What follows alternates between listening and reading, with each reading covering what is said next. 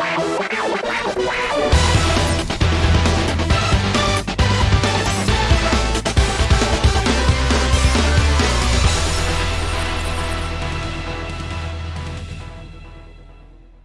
you guys, what's up? This is Brandon, and this is my review of Pokemon Brilliant Diamond.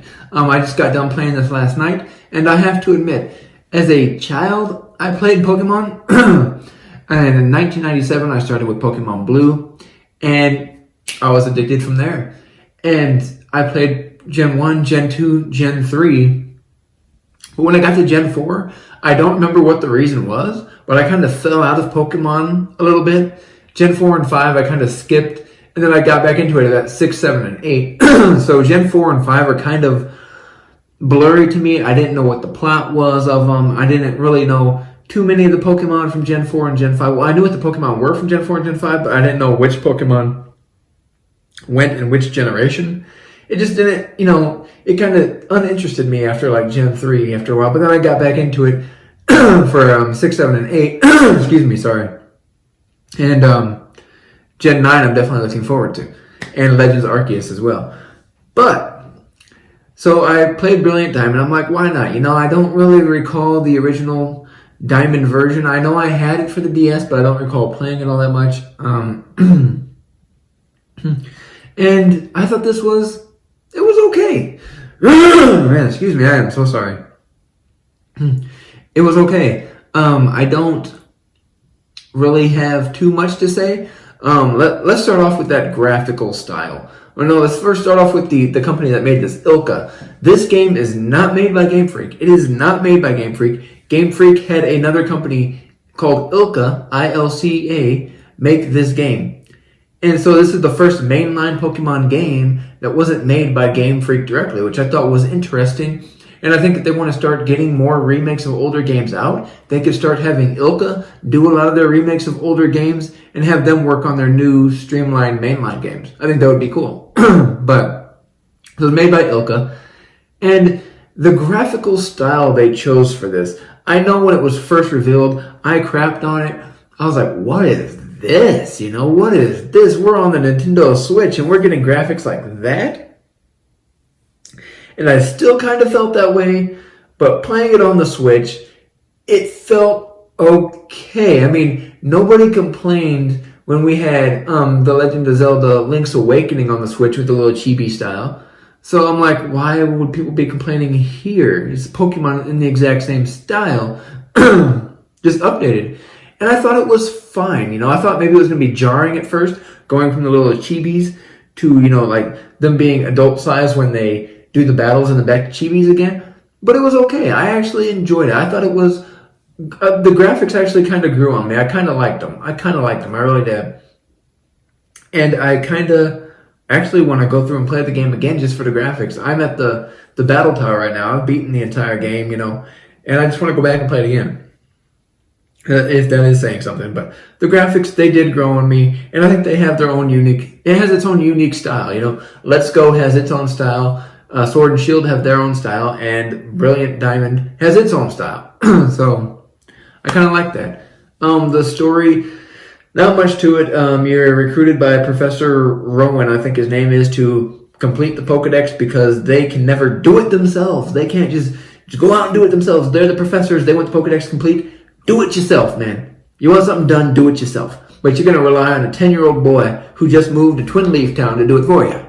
That's fine. I'd be like, give me that Pokedex. I'll complete it myself, man. I'm just joking. But, yeah, so he's got to complete the Pokedex. The obligatory Pokemon plot. There's an evil team in this one, Team Galactic. Their plot is, I'm guessing, something along the lines of that they want to use energy from Pokemon to create a new world because the world that humans has created is disgusting. And they want to use the new world created by Pokemon so they can rule the world. That's what I'm getting as the gist of Team Galactic's plot in this game. And I do kind of like Team Galactic. I like the head honcho. The dude it is funny seeing an evil team walk around as little chibis. I just think it's funny. But I do like the evil leader in this. He's pretty okay. But now I want to talk about the gameplay. The gameplay is fine. It's the regular Pokemon turn-based battling, but these games, Pokemon games in general, all the games in general, have always been super easy, and the NPCs are super underleveled.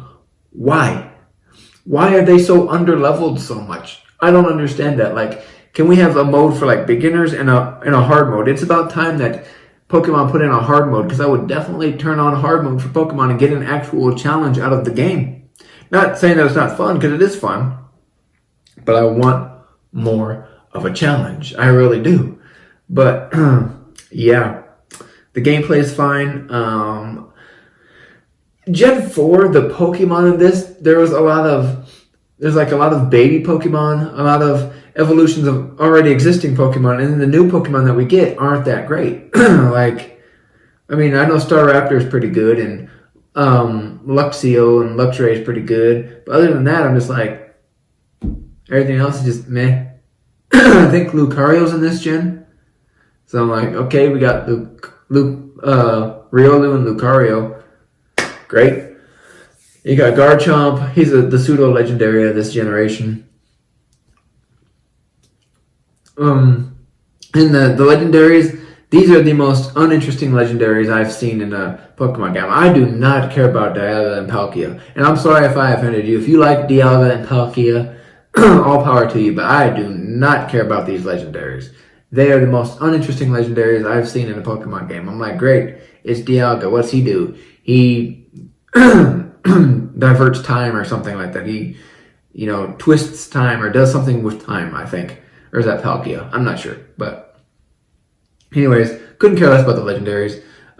You get a mythical Pokemon really easily in this game. If you played Pokemon Sword and Shield and that data is on your Switch, you get a Jirachi from just an old man. I'm like, okay, he just hands you a Jirachi. He just hands you a Jirachi.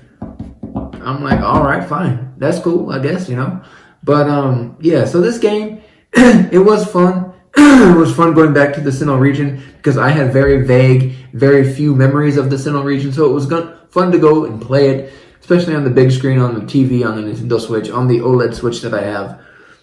But I did have a good time overall. The gameplay was fun. It's that normal Pokemon questline that you can expect. It's nothing spectacular to write home about, but it was definitely a fun game. They could have added more to it.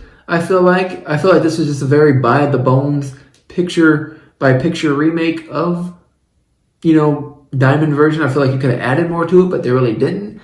So I'm going to give this game a B-. I think it deserves a B-. I think it's a good game. Not great. Could have done a whole lot more, but I'm going to give it a B-. I think it deserves that.